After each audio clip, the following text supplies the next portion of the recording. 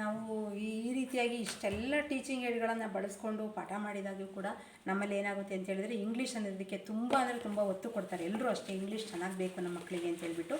So ನಾವು ಆದಷ್ಟು ನಮ್ಮ ಸ್ಕೂಲ್ಗಳಲ್ಲಿ ಇಂಗ್ಲೀಷನ್ನು ಜಾಸ್ತಿ ಮಾಡಿಸ್ಬೇಕು. ನಾನು ಅದಕ್ಕೋಸ್ಕರ ತೊಗೊಂಡಿರೋ ಸ್ಟೆಪ್ಸ್ ಅಪ್ ಏನಪ್ಪ ಅಂತ ಹೇಳಿದ್ರೆ, ಮಗುವಿಗೆ ಕನ್ನಡಕ್ಕಿಂತ ಹೆಚ್ಚು ಇಂಗ್ಲೀಷನ್ನು ಕಲಿಸಲಿಕ್ಕೆ ತುಂಬ ಟ್ರೈ ಮಾಡ್ತೀನಿ.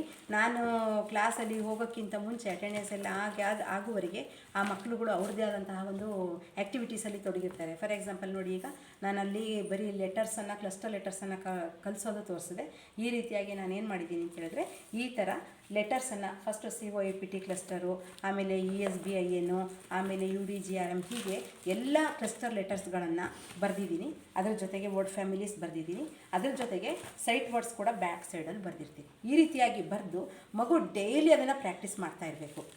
ಅದ್ರ ಜೊತೆಗೆ ಅಲ್ಲಿ ಫ್ಯಾಟ್ ಕಿಂಗ್ ಅಂತ ಹೇಳ್ಬಿಟ್ಟು ಒಂದು ಸ್ಟೋರಿ ಅಂತ ಏನು ಸ್ಟೋರೀಸ್ಗಳಿರ್ತವೋ ಅವುಗಳನ್ನು ನಾನು ಆದಷ್ಟು ಮಕ್ಕಳಿಗೆ ಡೈಲಿ ಫಸ್ಟ್ ಬೆಳಗ್ಗೆ ಹೋಗಿದ ತಕ್ಷಣ ಫಸ್ಟ್ ಅದೇ ನಂದು ರೊಟೀನ್ ಇರುತ್ತೆ. Parts of the my body ಇರ್ಬೋದು, ಕೌಂಟಿಂಗ್ಸ್ ಇರ್ಬೋದು, ಮತ್ತು ಈ ಥರವಾಗಿ ಈ ವರ್ಡ್ಗಳನ್ನು ಮಾಡೋದಿರ್ಬೋದು. ದಿನಕ್ಕೆ ಪ್ರತಿಯೊಬ್ಬರಿಗೂ ಒಂದೊಂದು ಸೆಂಟೆನ್ಸನ್ನು ಮಾಡ್ಕೊಂಬರ್ಲಿಕ್ಕೆ ಹೇಳಿರ್ತೀನಿ. ಪ್ರತಿಯೊಂದು ಮಗು ಡೈಲಿ ಅವ್ರದ್ದು ಏನು ಮಗುದು ಇದಾವೆ ಆ್ಯಕ್ಟಿವಿಟೀಸು, ರೊಟೀನು, ಅದರಲ್ಲಿ ಬರುವಾಗ ಒಂದು ಸೆಂಟೆನ್ಸನ್ನು ಮಗು ಕಲ್ತ್ಕೊಂಡು ಬಂದಿರ್ತದೆ. ಆ ಸೆಂಟೆನ್ಸನ್ನು ನಾನು ಬೋರ್ಡ್ ಮೇಲೆ ಬರಿತೀನಿ, ಅದನ್ನು ಕಾಪಿ ಮಾಡ್ಕೊಳ್ಳೋಕೆ ಹೇಳ್ತೀನಿ. ಕೌಂಟಿಂಗ್ಸ್ ಆಯಿತು, days of the week, months of the year, parts of the body ಕನ್ನಡದಲ್ಲಿ ಹೇಳ್ತಾರೆ, ಫುಲ್ ಇಂಗ್ಲೀಷಲ್ಲಿ, ಯಾವ ಒಂದು ಪಾಠನೂ ಬಿಡೋದಿಲ್ಲ. ಆ ರೀತಿಯಾಗಿ ಹೇಳ್ತಾರೆ. ಯಾವುದೇ ನ್ಯಾಷನಲ್ ಫೆಸ್ಟಿವಲ್ಸ್ ಬಂತು ಅಂತ ಹೇಳಿದ್ರೆ ಆ ನ್ಯಾಷನಲ್ ಫೆಸ್ಟಿವಲ್ಸಲ್ಲಿ ನಾನು ಆ ಮಗುವಿಗೆ ಇಂಗ್ಲೀಷಲ್ಲೇ ಸ್ಪೀಚ್ ಕೊಡ್ತೀನಿ. ಅದು ಕನ್ನಡದ್ದಾಗಿರ್ಬೋದು, ಇಂಗ್ಲೀಷ್ದಾಗಿರ್ಬೋದು. ಯಾಕೆ ಅಂತ ಹೇಳಿದ್ರೆ, ನಾವು ಸ್ಟೇಜಲ್ಲಿ ಮಕ್ಕಳ ಹತ್ರ ಮಾತಾಡಿಸ್ತಿರ್ಬೇಕಾದ್ರೆ ಪ್ರತಿಯೊಬ್ಬರು ಅಬ್ಸರ್ವ್ ಮಾಡ್ತಾ ಇರ್ತಾರೆ. ಯಾರಿಗೆ ಇಂಗ್ಲೀಷನ್ನು ಕಲಿಸ್ಬೇಕು ಅನ್ನೋದು ಇರುತ್ತೋ ಅವರಿಗೆಲ್ಲ ನಮ್ಮ ಮಗುವನ್ನು ಇವ್ರ ಸ್ಕೂಲಿಗೆ ಕಲಿಸಿ ಹಾಳಾಯಿತು ಅಂತೇಳಿ ಆಗಬಾರ್ದಲ್ಲ. ಅದಕ್ಕೋಸ್ಕರ ನಾನು ನಮ್ಮ ಸ್ಕೂಲಲ್ಲಿ ಇಂಗ್ಲೀಷಿಗೆ ಹೆಚ್ಚು ಒತ್ತು ಕೊಟ್ಟು ನಮ್ಮ ಮಕ್ಕಳು ನಿಜವಾಗಿ ಇಂಗ್ಲೀಷಲ್ಲಿ ಚೆನ್ನಾಗಿ ಕಮ್ಯುನಿಕೇಟ್ ಮಾಡ್ತಾರೆ, ಇಂಟರ್ಯಾಕ್ಟ್ ಮಾಡ್ತಾರೆ, ನಾವು ಏನು ಹೇಳಿದ್ರು ಅದನ್ನ ಅರ್ಥ ಮಾಡ್ಕೊಳ್ತಾರೆ, ಚಿಕ್ಕ ಚಿಕ್ಕ ರಿಪ್ಲೈಗಳನ್ನು ಕೊಡ್ತಾರೆ. ನಾನು ಅದಕ್ಕೆ ಬೇಕಾಗಿದ್ದು ಎಷ್ಟೇ ದುಡ್ಡಾಗಿರಲಿ ಓನಾಗಿ ಲೋ ಕಾಸ್ಟ್ ತುಂಬಾ ಮಾಡ್ಕೊಂಡಿದ್ದೀನಿ. ಅದ್ರ ಜೊತೆಗೆ ನೋಡಿ, ಈ ಥರದ್ದು ಏನಾದರೂ ಇನ್ನೋವೇಟಿವ್ ಆಗಿ ನನಗೆ ಸಿಗುತ್ತೆ ಅಂತ ಹೇಳಿದ್ರೆ ಅದನ್ನು ಕೂಡ ನಾನು ತರಿಸ್ಕೊಂಡು ಮಗುವಿಗೆ ಅದರಲ್ಲಿ ಕಲಿಸ್ಲಿಕ್ಕೆ ಟ್ರೈ ಮಾಡ್ತೀನಿ ತುಂಬ. ಈ ರೀತಿಯಾಗಿ ಎಲ್ಲ ಮಾಡೋದ್ರಿಂದ ನಮಗೆ ಅಟೆಂಡೆನ್ಸು ದಿವಸ ಚೆನ್ನಾಗಿ ಪಾಠ ಮಾಡ್ತಾರೆ, ಟೀಚರ್ಸ್ ಬರ್ತಾರೆ ಅನ್ನೋದ್ರಿಂದಾಗಿ, ಹ್ಯಾಂಡ್ ರೈಟಿಂಗ್ ಎಲ್ಲ ನೀಟಾಗಿರೋ ಬರ್ಸೋದ್ರಿಂದಾಗಿ ಮಕ್ಕಳನ್ನು ಡೈಲಿ ಕಳಿಸ್ತಾರೆ. ಅಟೆಂಡೆನ್ಸ್ ಇಂಪ್ರೂವ್ ಆಗಿದೆ.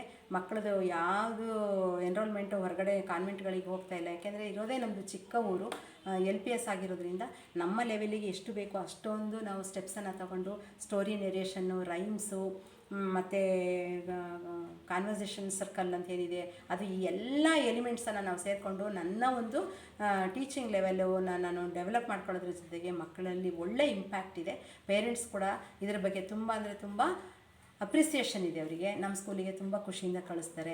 ಸೊ ಇವೆಲ್ಲ ನಮ್ಮ ಟೀಚಿಂಗ್ ಏಡು, ಲೋ ಕಾಸ್ಟ್ ಇರ್ಬೋದು, ಒಳ್ಳೊಳ್ಳೆದಿರಬಹುದು, ನಾವು ಮಾಡುವಂತಹ ಕರಿಕ್ಯುಲರ್ ಆ್ಯಕ್ಟಿವಿಟೀಸ್ ಇರ್ಬೋದು, ಎಲ್ಲವೂ ಕೂಡ ಇಂಪ್ಯಾಕ್ಟ್ ಆಗುತ್ತೆ. ಫಸ್ಟ್ ನಾವು ಅದಕ್ಕೆ ಬೇಕಾಗಿರುವಂತಹ ಪ್ರಿಪ್ರೇಷನ್ಸನ್ನು ಮಾಡ್ಕೊಂಡಿರಬೇಕು.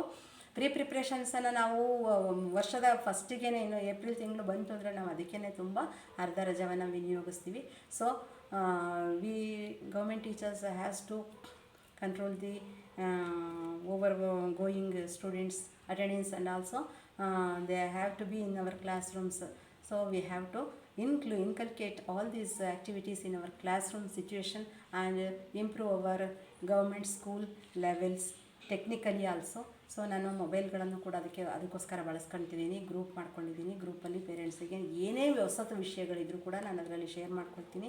ಹಾಗಾಗಿ ಅವರು ಮಗು ಏನು ಕಲಿತಿದೆ, ಮಗು ಕಲ್ತಿದ್ದೆ ನಮ್ಮ ಮನೆಗೆ ಹೋದ ತಕ್ಷಣ ರಿಸೈಟ್ ಮಾಡಿ, ಅದು ಪಾಠ ಆಗಿರ್ಬೋದು, ಕಾಪಿ ರೈಟಿಂಗ್ ಬರೆದಿದ್ದಾಗಿರ್ಬೋದು, ಒಂದು ಹೊಸ ಡ್ರಾಯಿಂಗ್ ನಾನು ಕಳಿಸಿರ್ತೀನಿ, ಯಾವ್ದಾದ್ರು ಬಿಟ್ಕೊಂಬರ್ಬೇಕು ಅಂದರೆ ಎಲ್ಲದನ್ನು ಮಕ್ಕಳಿಗೆ ಬರೆದು ಕಳಿಸಿರ್ತಾರೆ ಅವರು.